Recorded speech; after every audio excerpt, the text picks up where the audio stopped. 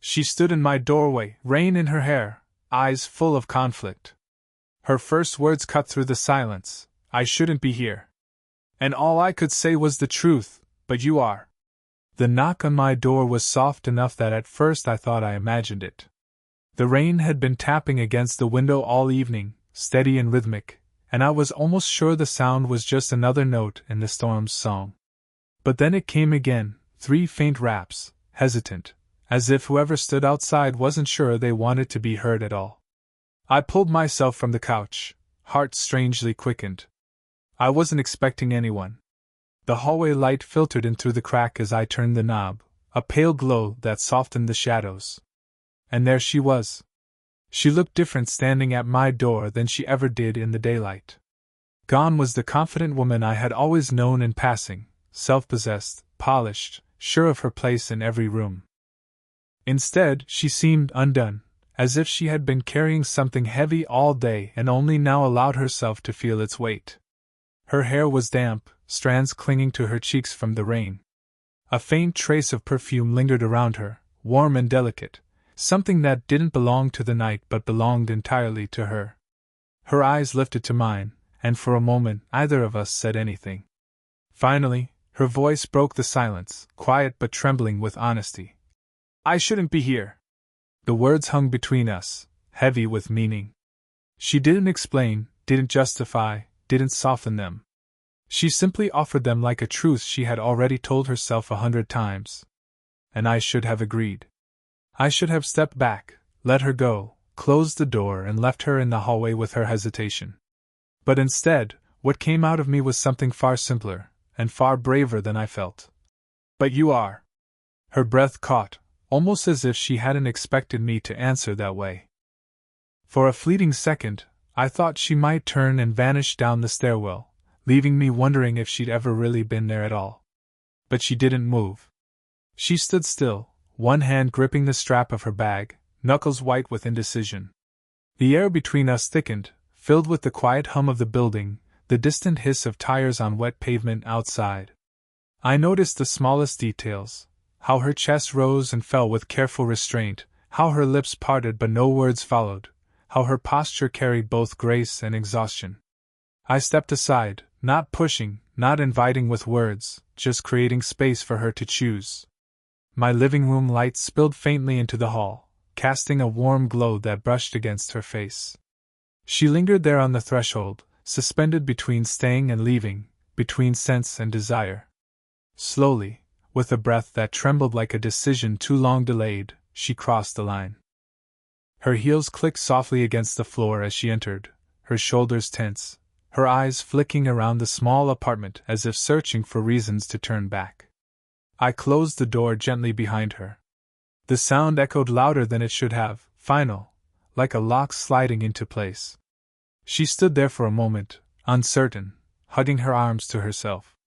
I didn't rush her with questions or explanations. I just watched, feeling the weight of the moment settle in my chest. The scent of rain clung to her clothes, mingling with the warm air of my apartment. I could hear the faint patter of droplets sliding from her hair, falling onto the hardwood. It was such a small detail, yet it made everything more real, more intimate. When her gaze finally lifted to meet mine, there was something in her eyes I hadn't seen before. An openness, yes, but also fear. Not fear of me. Fear of herself, of what she might allow if she stayed too long.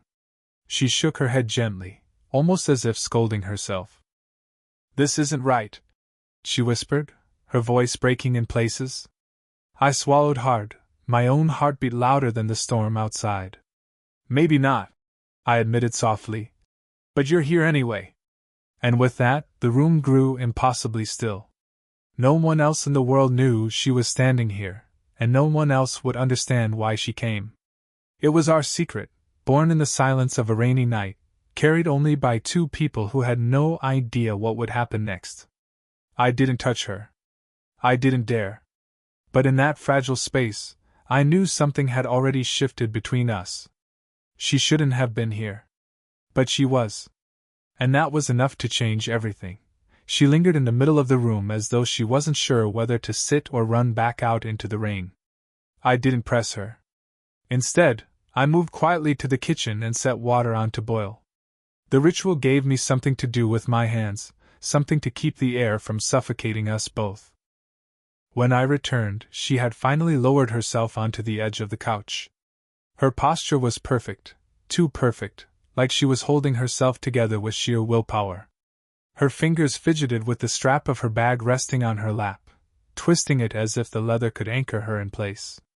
I set 2 mugs on the coffee table, steam curling up and disappearing into the dim glow of the lamp. She glanced at them briefly, then at me, her expression unreadable. I sank into the chair across from her, leaving space, but not distance. For a long time, neither of us spoke. The only sound was the rain, softened now to a drizzle, and the quiet tick of the clock on the wall. It should have been awkward. It wasn't. The silence felt alive, humming with everything we weren't saying. Finally, she exhaled a breath she'd been holding far too long. I shouldn't have come. Her voice was steady, but the edges of it frayed, betraying her. I didn't argue. I just nodded, my eyes fixed on hers, waiting for her to keep going. I don't. She faltered, then straightened her shoulders, regaining that familiar composure. My life is built on rules. Responsibilities. People depend on me. If I start bending those rules... She cut herself off, shaking her head as though the rest didn't need to be spoken. I leaned forward, elbows resting on my knees, careful not to invade the space she'd claimed for herself. Then why are you here? Her lips parted, but no answer came. Instead, she wrapped her hands around the warm mug, clutching it like a shield. Her eyes softened for just a moment, and that glimpse of vulnerability pierced straight through me. I don't know, she admitted at last. Her voice had dropped so low I almost missed it. Maybe I just wanted to remember what it feels like to be seen. Those words rooted themselves in me, heavy and impossible to ignore. She wasn't talking about being noticed in the shallow way people notice beauty or power. She meant being seen for who she really was, beneath the armor she wore every day. I didn't respond right away. Instead, I let the quiet do the work, let her know I was listening. I watched her fingertips trace the rim of her mug, slow, distracted, like she needed something solid to tether her drifting thoughts. I've built this life, she continued softly, where everyone thinks I'm strong, untouchable. But some days, she trailed off, eyes flicking to mine. The unspoken words lingered between us. Some days, I feel like I'm breaking. My chest tightened, not from pity, but from the rawness of her honesty. She wasn't offering me a polished version of herself. She was offering the cracks, the fault lines she never let anyone else see. I leaned closer, not enough to close the distance, just enough so she could feel I wasn't looking away. You don't have to be untouchable here.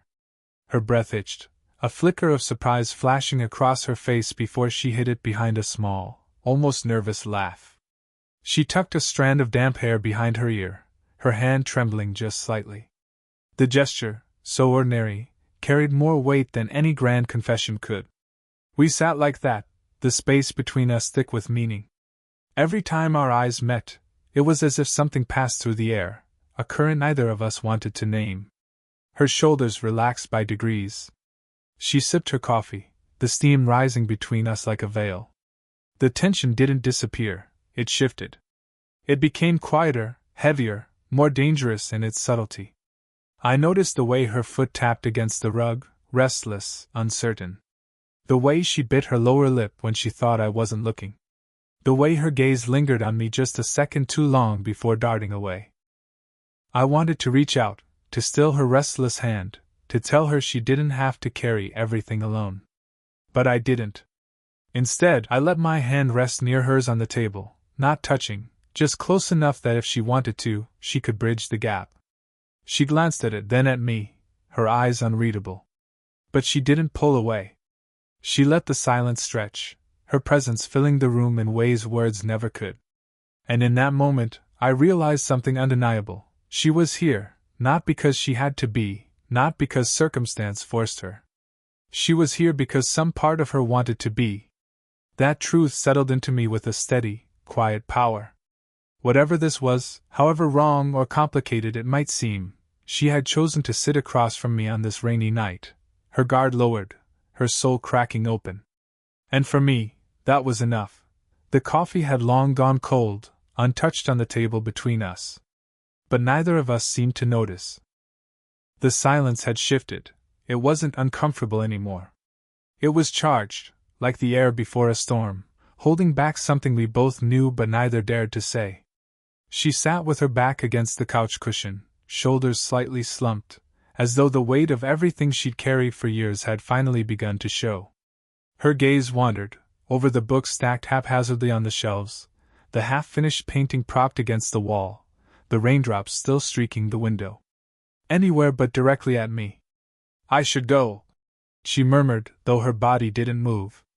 "Do you want to?" The question slipped out before I could stop it.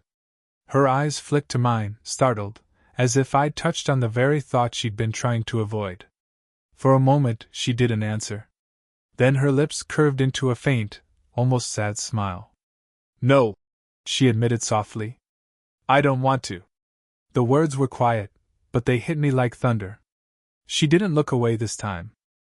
Her gaze stayed locked on mine, and in it, I saw something raw, something she wasn't used to showing. "I haven't felt this." She stopped, biting her lip. Her hand lifted unconsciously, tucking her hair behind her ear in that same gesture she'd done earlier, only now it carried hesitation, nervousness.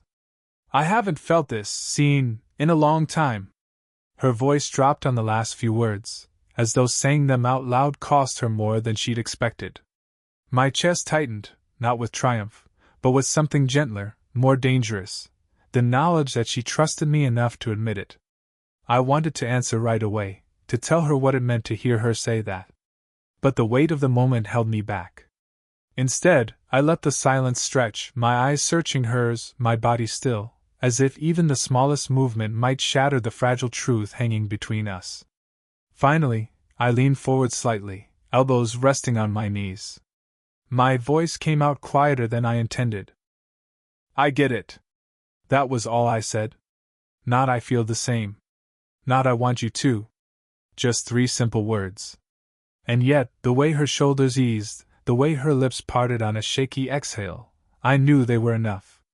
The lamp beside us flickered once, dimming, then brightening again. The brief shadow brushed across her face, softening the lines of worry, pulling us both closer into the intimacy of the moment. Her hand shifted on the couch cushion, fingers brushing against the fabric as though searching for something to hold on to. Mine remained where it was, steady, within reach but not reaching. She looked at me then, really looked, as if trying to memorize my expression, as if weighing whether she could trust what she saw. And in her eyes, I caught something fleeting, longing, yes, but also fear. "I shouldn't say things like that," she whispered, her voice trembling. "Then don't," I said gently. "Just feel them." The words hung between us, and I saw her chest rise and fall in a deep, uneven breath. Her composure cracked, just a little, and for a moment she looked less like the woman who carried the world on her shoulders and more like someone searching for a place to rest. Her hand moved again, brushing against the hem of her sleeve, twisting it absent-mindedly. She was unraveling, not in a destructive way, but in a way that made her more human, more reachable. I wanted to tell her that I'd felt this too, the pull, the inexplicable sense of connection. But I held back. This wasn't about me. This was about her letting the walls drop, even if just for one night. She leaned back, closing her eyes for a second, as if gathering herself. When she opened them again, they were softer, the sharpness dulled by something tender. "You make it too easy," she said, half smiling. "Easy? Easy to forget the rules. Easy to want to stay." The confession landed between us, quiet but undeniable. She hadn't said "I want you." She hadn't said "I feel something." But the meaning was there, woven into every syllable. I swallowed hard, grounding myself in the weight of it. My fingers twitched against my knee, the only outward sign of the storm inside me. The rain outside had softened to a mist, the world beyond my window blurred and distant. In here, everything felt sharper, the curve of her smile, the tremble in her hand, the steady thrum of my own pulse in my ears. Neither of us leaned closer. Neither of us touched. But in that moment, it felt as though the entire world had narrowed to the space between her confession and my silence. And I knew this was the beginning of something we could no longer deny. The air between us had grown impossibly dense, as though every word, every glance, every pause had been leading to something we hadn't named but both felt coming. Her confession still lingered, soft as smoke. Easy to want to stay. I could still hear it, still feel it, circling in the quiet space between us. I hadn't answered, not really, but the way I looked at her must have said enough. She shifted slightly, setting her mug down on the table. Her fingers trembled just enough that I noticed, though she tried to steady them. The porcelain touched the wood with a faint clink, and for some reason, that sound made my pulse quicken. It felt like punctuation. Like something had just ended, and something else had begun. She leaned forward, her hair falling softly over her shoulder, reaching to take my empty cup from where it sat near me. It was such a small, ordinary act, something polite, something harmless. But when her hand brushed mine, the world seemed to stop. The contact was feather-light, barely there, but it carried a weight that words could never hold. Her skin was warm, soft against my knuckles, lingering for a second longer than necessary. Neither of us moved. Her fingers stilled on mine, frozen as though she too realized the enormity of something so small. My breath caught in my chest, my body refusing to betray just how much that touch meant. Her eyes lifted slowly, cautiously, meeting mine. And in them, I saw the truth. She felt it too. The silence roared in my ears, louder than the fading rain outside, louder than the hum of the lamp. It was just us, her hand on mine, her gaze locked to mine, the fragile balance of restraint and longing hanging by a thread. I didn't grip her hand. I didn't dare. But I didn't pull away either. And in that hesitation, there was choice. Her lips parted, like she wanted to say something, maybe apologize, maybe explain. But no words came. She let her hand remain where it was, our skin touching lightly, almost reverently. I noticed details I never would have in another moment. The faint shimmer of moisture on her lower lip, the soft curve of her wrist, the way her chest rose and fell faster than before. Every detail etched itself into me, as though this single touch was the first page of a story we hadn't yet decided to write. I could smell her perfume again, faint and warm, mixing with the lingering scent of rain from her clothes. The closeness of it wrapped around me, pulling me deeper into the moment. I finally let myself breathe, the sound of it breaking the fragile stillness between us. My fingers twitched, an instinct, a pull, but I held them still. This wasn't about reaching. This was about allowing.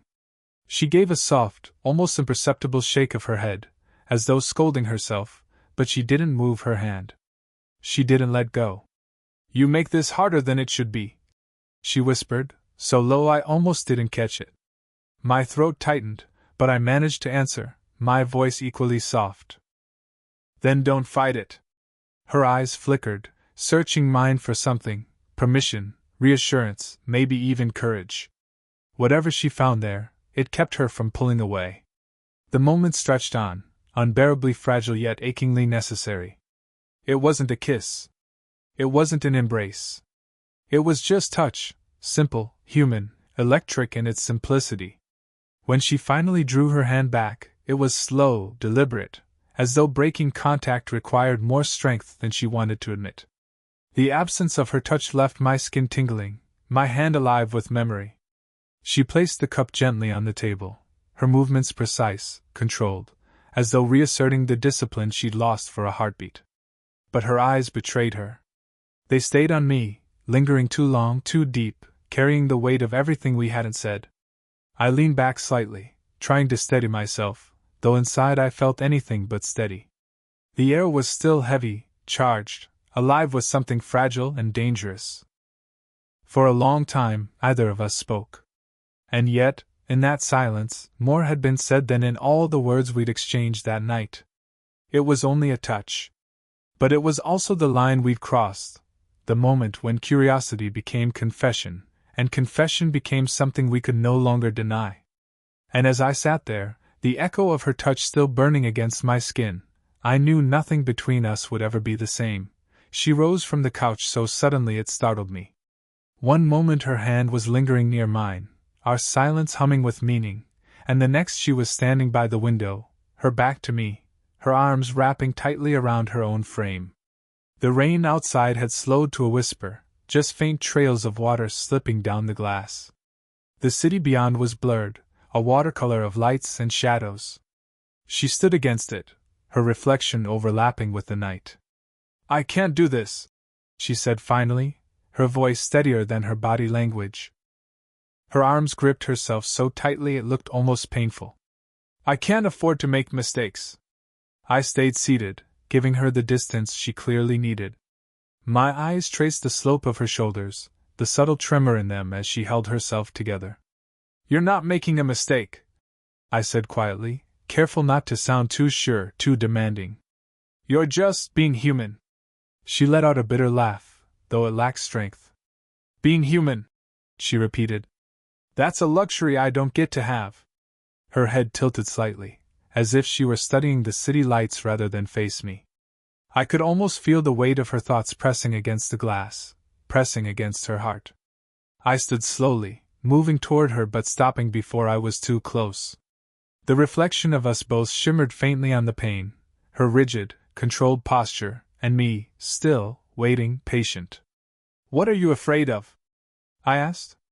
Her breath fogged the glass for a moment before fading. "Judgment," she said softly. "Misunderstanding. What people would think if they knew I was here tonight."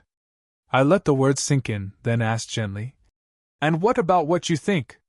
That question seemed to catch her off guard. She turned slightly, her eyes flicking toward me. There was fear in them, yes, but also something else. A longing, a pull she couldn't quite bury. Her lips parted, then closed again. She looked down, shaking her head. "It's not that simple. Maybe it doesn't have to be," I whispered. The silence that followed was fragile, delicate as glass. I could feel her wrestling with herself, torn between the life she'd built, the order, the expectations, and the undeniable truth of what she felt in this room. Her voice cracked when she finally spoke again. "You're too young to understand what it costs to want something you shouldn't." I swallowed hard, my pulse steady but strong. "Maybe. Or maybe I just know that sometimes the heart knows before the world approves." The words left me before I could censor them, but I didn't regret saying them.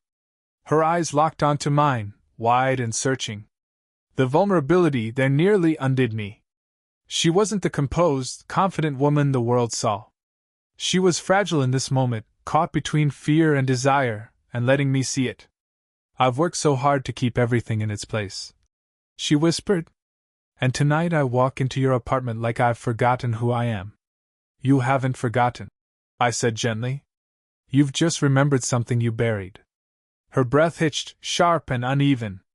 For a moment she looked like she might break down completely, her hands trembling at her sides. But instead she drew in a shaky breath and straightened her spine, as if summoning back the armor she always wore. I didn't push. I didn't move closer. I simply stood there, a presence steady enough for her to lean on if she wanted, but not demanding it. The rain tapped faintly against the window again, softer now, as though even the storm outside had calmed in respect for her struggle. Finally, she pressed her forehead lightly against the glass, her voice so quiet I almost missed it.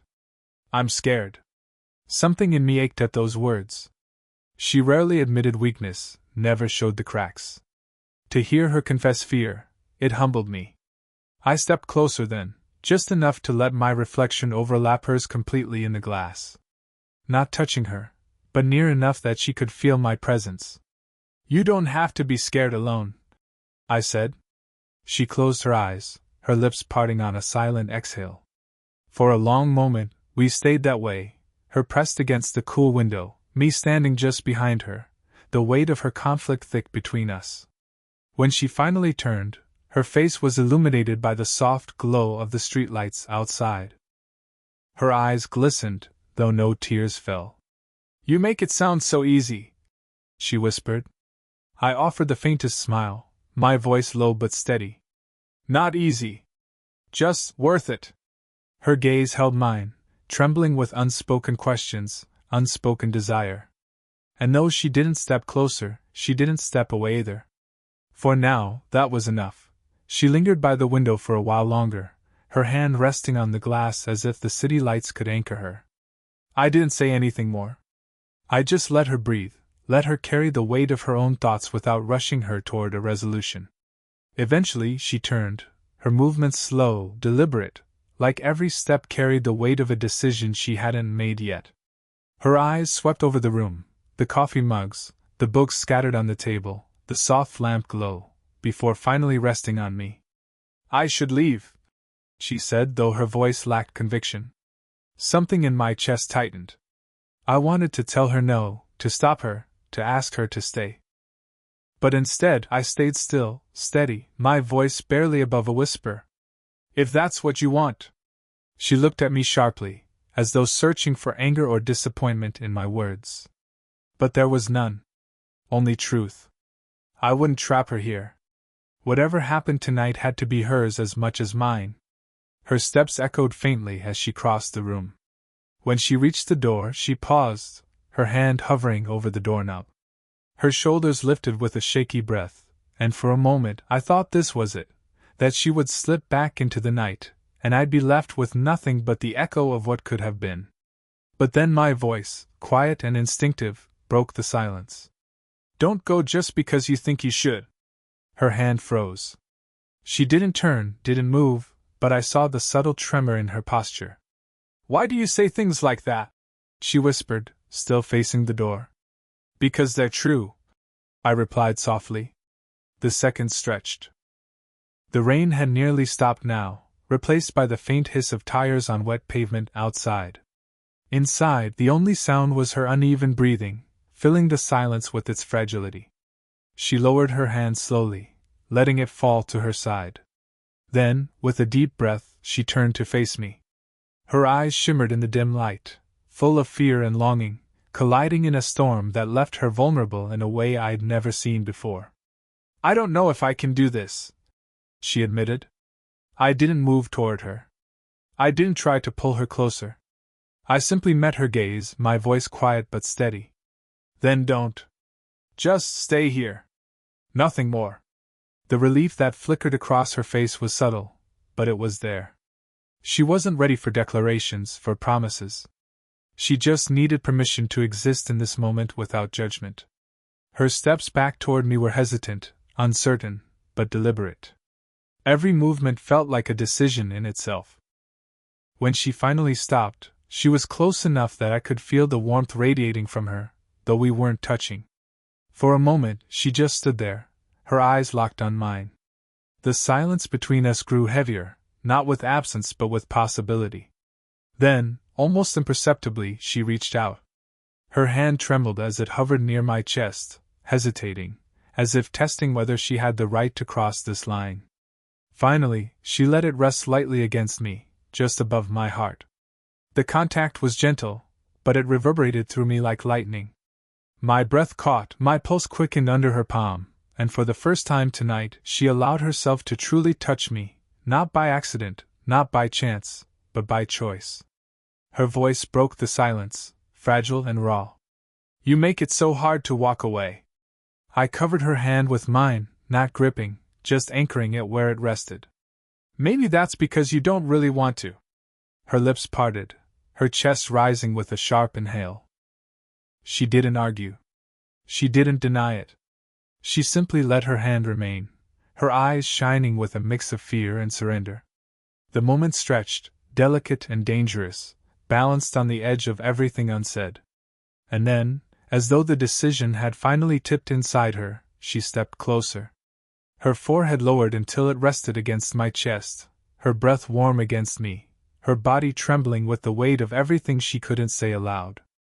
I wrapped my arms around her slowly, gently, as if I were holding something both fragile and precious. Not claiming her. Not demanding her. Just being there, solid and steady, while she let herself collapse into the truth of the moment. No promises were spoken. No future was planned. But in her trembling surrender, I felt it, The decision had been made. Not to define, not to declare, but simply to stay. And for now, that was everything. The rain outside had dwindled to a faint drizzle, barely tapping against the glass, as if the storm itself had quieted to match the stillness between us. She hadn't moved from where she rested against me, her forehead pressed lightly against my chest, her hand still anchored over my heart. I held her in silence, neither of us rushing the moment. For a long time, the world felt suspended. It was just the two of us, wrapped in a fragile kind of peace that neither of us dared to break. I could feel her breathing steadying, the tension in her shoulders easing as she allowed herself to be held. For once, she wasn't resisting the closeness. Eventually, she drew in a deep breath and tilted her head back to look at me. Her eyes, once so guarded, now carried something softer, something almost unspoken but undeniable. "I didn't plan this," she admitted quietly, as though confessing a secret to the dark. "I never thought I would feel this way. Not with you." I brushed a strand of damp hair from her cheek, my fingertips lingering just long enough to remind her I was here, present, listening. "Neither did I," I said honestly. "But here we are." She gave a faint, shaky laugh at that, the sound breaking some of the heaviness in the air. It was small, but it felt like sunlight cutting through the last of the storm clouds. Her hand slipped down from my chest, her fingers hesitating before intertwining with mine. The gesture was tentative, almost cautious, but it was deliberate. She was choosing this, choosing me, even if she couldn't yet put it into words. "I don't know what happens next," she admitted, her voice almost apologetic. "Then we don't need to," I replied gently. "Not tonight." Her eyes searched mine, as if testing the sincerity of my words. I didn't flinch, didn't try to rush her toward a promise or a future she wasn't ready for. I simply stayed steady, giving her the space to breathe. She exhaled slowly, and for the first time that night, I saw the corners of her lips curve into a true smile, not one laced with doubt or fear, but a soft, grateful smile that reached her eyes. We moved to the couch, sitting close, her shoulder brushing mine. The lamp cast a warm glow around us, painting the room in gold, while the city hummed quietly outside. We didn't need to fill the silence with words. The closeness was enough. At one point, she leaned her head against my shoulder, her hair brushing against my jaw. The weight of her there, so near, felt both grounding and electric. My arm instinctively curved around her, drawing her just a little closer, and she let out a contented sigh, as though she had finally allowed herself to rest. The night stretched on like that, quiet, tender, unhurried. We talked in fragments, about nothing, about everything. She told me how the rain always made her nostalgic, how she sometimes felt like life had moved too quickly, leaving her standing still while everyone else kept running ahead. I listened, not with answers but with presence. And that seemed to be enough for her. At some point, she lifted her face to me again. The closeness between us left barely a breath of space. Her hand rose, almost of its own accord, brushing lightly along my jaw. "You're too young for me," she whispered, though her voice lacked the resistance it once held. I smiled faintly, leaning into her touch. "Or maybe just young enough to see you differently." Her lips parted, her breath catching. And then, instead of pulling away, she let the smallest distance close between us. It wasn't a passionate kiss, not hurried or reckless. It was soft, tentative, an acknowledgement of everything we had been circling around all night. When she pulled back, her eyes were glistening, but not with regret. "This shouldn't make sense," she murmured. "Maybe it doesn't have to," I said. She let out another laugh, quiet, vulnerable, free. And in that moment I knew. Whatever doubts she carried, whatever rules she thought she was breaking, she was no longer running. The hours slipped by unnoticed, the night wrapping itself around us like a secret we had both chosen to keep. When she finally rose to leave, it wasn't with haste or hesitation. She stood in the doorway, turning back to me with a look that held both warmth and promise. "I'll see you again," she said softly, as though testing how the words felt in her mouth. I nodded, my voice steady. "You will." She lingered a heartbeat longer, then stepped into the night, her figure dissolving into the soft glow of streetlights and fading rain. As the door clicked shut behind her, I didn't feel the hollow ache I had expected. Instead, I felt something else, a quiet certainty. Whatever came next, we had crossed a threshold together. No longer bound by hesitation, no longer pretending indifference. She had come to me against her better judgment. And she had stayed because, in the end, her heart wanted what it wanted. And so did mine.